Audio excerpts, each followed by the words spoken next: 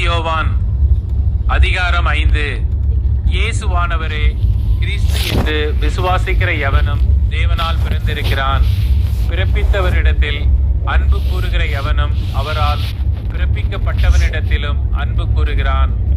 நாம் தேவனிடத்தில் அன்பு கூர்ந்து அவருடைய கற்பனைகளை கைக்கொள்ளும் போது தேவனுடைய பிள்ளைகளிடத்தில் அன்பு கூறுகிறோம் என்று அறிந்து கொள்ளுகிறோம். நாம் தேவனுடைய கற்பனைகளை கைக்கொள்வதே அவரிடத்தில் அன்பு கூறுவதாம். அவருடைய கற்பனைகள் பாரமானவைகளும் அல்ல. தேவனால் பிறப்பதெல்லாம் உலகத்தை ஜெயிக்கும். நம்முடைய விசுவாசமே உலகத்தை ஜெயிக்கிற ஜெயம்.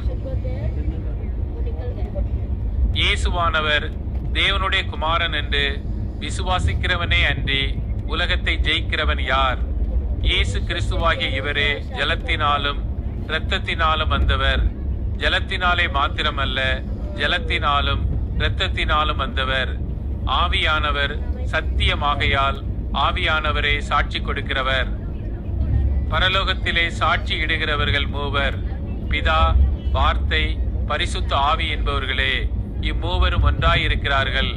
பூலோகத்திலே சாட்சி இடுகிறவைகள் 3, ஆவி, ஜலம், இரத்தம் என்பவைகளே.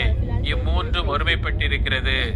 நாம் மனுஷருடைய சாட்சியை ஏற்றுக்கொண்டால் அதை பார்க்கிலும் தேவனுடைய சாட்சி அதிகமாயிருக்கிறது. தேவன் தமது குமாரனை குறித்து கொடுத்த சாட்சி இதுவே.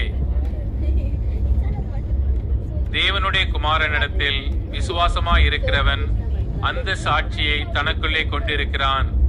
தேவனை விசுவாசியாதவனோ தேவன் தம்முடைய குமாரனை குறித்து கொடுத்த சாட்சியை விசுவாசியாததினால் அவரை பொய்யராக்குகிறான். தேவன் நமக்கு நித்திய ஜீவனை தந்திருக்கிறார். அந்த ஜீவன் அவருடைய குமாரனில் இருக்கிறது என்பதே அந்த சாட்சியாம். குமாரனை உடையவன் ஜீவனை உடையவன்.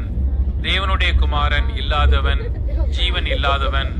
உங்களுக்கு நித்திய ஜீவன் உண்டென்று நீங்கள் அறியவும் தேவ குமாரனுடைய நாமத்தின் மேல் நீங்கள் விசுவாசமாய் இருக்கவும் தேவகுமாரனுடைய நாமத்தின் மேல் விசுவாசமாய் இருக்கிற உங்களுக்கு இவைகளை எழுதியிருக்கிறேன். நாம் எதையாகிலும் அவருடைய சித்தத்தின்படி கேட்டால் அவர் நமக்கு செவி கொடுக்கிறார் என்பதே அவரை பற்றி நாம் கொண்டிருக்கிற தைரியம். நாம் எதை கேட்டாலும் அவர் நமக்கு செவி கொடுக்கிறார் என்று நாம் அறிந்திருந்தோமானால் அவரிடத்தில் நாம் கேட்டவைகளை பெற்று கொண்டோம் என்றும் அறிந்திருக்கிறோம். மரணத்துக்கு ஏதுவல்லாத பாவத்தை தன் சகோதரன் செய்ய ஒருவன் கண்டால் அவன் வேண்டுதல் செய்ய கடவன். அப்பொழுது அவனுக்கு ஜீவனை கொடுப்பார். யாருக்கென்றால் மரணத்துக்கு ஏதுவல்லாத பாவத்தை செய்தவர்களுக்கே. மரணத்துக்கு ஏதுவான பாவமும் உண்டு. அதை குறித்து வேண்டுதல் செய்ய நான் சொல்லேன்.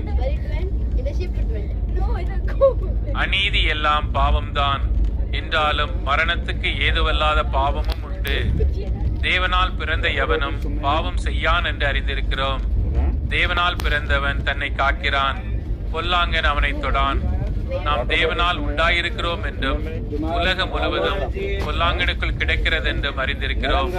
அன்றையும் நாம் சத்தியம் உள்ளவரை அறிந்து கொள்வதற்கு தேவனுடைய குமாரன் வந்து நமக்கு புத்தியை தந்திருக்கிறார் என்றும் அறிவோம். அவருடைய குமாரனாகிய இயேசு கிறிஸ்து எண்ணப்பட்ட சத்தியம் உள்ளவருக்குள்ளும் இருக்கிறோம். இவரே மெய்யான தேவனும் நித்திய ஜீவனுமாய் இருக்கிறார். பிள்ளைகளே, நீங்கள் விக்கிரகங்களுக்கு விலகி உங்களை காத்துக் கொள்வீர்களாக. ஆமேன்.